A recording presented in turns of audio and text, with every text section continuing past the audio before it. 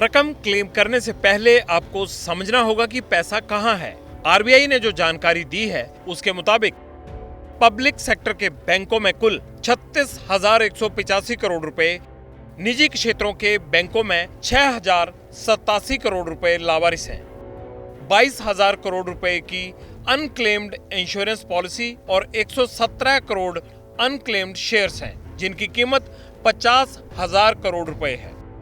Unclaimed amount होता है और वो सेविंग का भी हो सकता है, आरडी, करंट, एफडी, किसी तरह का भी डिपॉजिट जो लोगों ने जमा कराया है और वो अगर 10 साल तक उसको क्लेम नहीं करते तो अनक्लेम्ड अमाउंट हो जाता है। तो ऐसा हर साल 10 साल के बाद वो पैसा जो है रिजर्व बैंक को बैंक ट्रांसफ़र करते रहते हैं। तो ऐसा होते होते 35,000 करोड़ रुपए आज रिजर्व बैंक के पास हो गए। तो अप्रैल में रिजर्व बैंक ने बैंकों से कहा था कि भाई आप ये जो कस्टमर हैं उन तक पहुंचो, उनके बारे में ढूंढो उनको। अब सवाल है कि इतने पैसे किसके हो सकते हैं और क्यों बैंकों में पड़े हुए हैं। इसका जवाब है अचानक डेथ हो जाने पर, एफडी विड्रॉल नहीं करना, खाता बंद ना करना और बहुत सी वजह भी हो सकती हैं।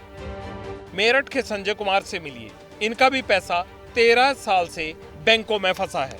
2010 में मां रिसालो देवी का निधन हो गया, तब से क्लेम कर रहे हैं लेकिन पैसा अभी तक नहीं मिला। मम्मी का पैसा था, हमें पता चला, हम बैंक में गए, फिर डॉक्यूमेंट पूरे करते रहे, कोरोना काल लग गया। मतलब अब तक 12-13 साल हो गए, अभी तक पैसा नहीं मिला। लास्ट में आके बस ये मिला 5-6 साल पहले आरबीआई में गया हुआ पैसा। सबसे पहले पिता ने पैसे निकलवाने की कोशिश की। उनके निधन के बाद संजय के बड़े भाई और बहनों ने क्लेम किया, लेकिन अभी तक पैसे नहीं मिले।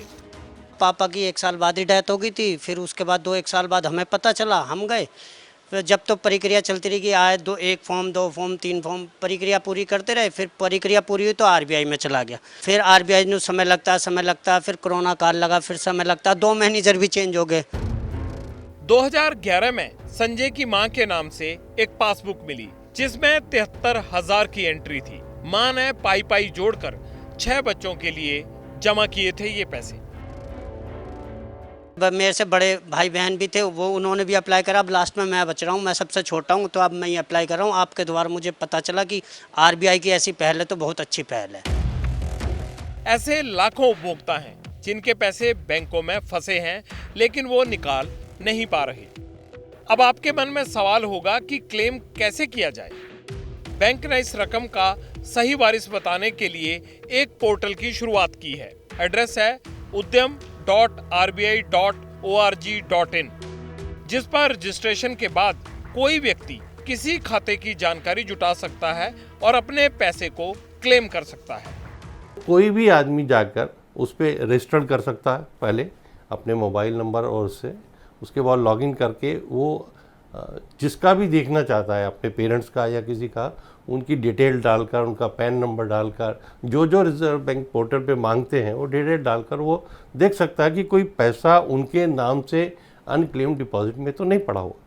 उसके बाद अगर पता लगता है तो फिर वो उस बैंक में जाकर उस पैसे को क्लेम करने के लिए जो क्लेम सेटलमेंट है उसका प्रोसेस शुरू किया जा सकता है। क्लेम करने की एक साधारण प्रक्रिया है। सबसे पहले आप udyam.rbi.org.in ओपन करेंगे। यहाँ रजिस्ट्रेशन करना होगा। इंडिविजुअल, नॉन इंडिविजुअल के तौर पर खाता धारक का नाम सर्च करें। यहाँ नाम के साथ बैंक सेलेक्ट करना होगा। पैन, ड्राइविंग लाइसेंस या पासपोर्ट में से किसी एक की जानकारी देनी होगी। फिर सारा ब्यौरा आपके सामने आ जाएगा। तो सबसे पहले तो हमें देखना पड़ेगा कि पोर्टल पर जाकर कि हमारा पैसा है तो हम रिस्पेक्टिव बैंक में जाएंगे। उस बैंक में जाकर अगर हम उनके नॉमिनी हैं या उनके जो एक्चुअल हम उनके वारिस हैं तो उसके आधार पर हम उस पैसे को क्लेम करेंगे। और वो कोई बहुत लंबा नहीं होता, डिपेंड करता है कितना पैसा है। तो उसके आधार पर बैंक जो है आपको जो है सहायता करेगा। और जिसका पैसा है उसको अगर वो जस्टिफाई करता है कि आई एम द ऑनर और इस पैसे का, तो उस पैसा बैंक उनको वापस देगा। आपके मन में सवाल होंगे, पोर्टल पर किसी बैंक ने लावारिस खातों की जानकारी साझा की है? फिलहाल ये सुविधा अभी SBI, Punjab national bank, city bank, central bank और 7 बैंकों ने जारी की है।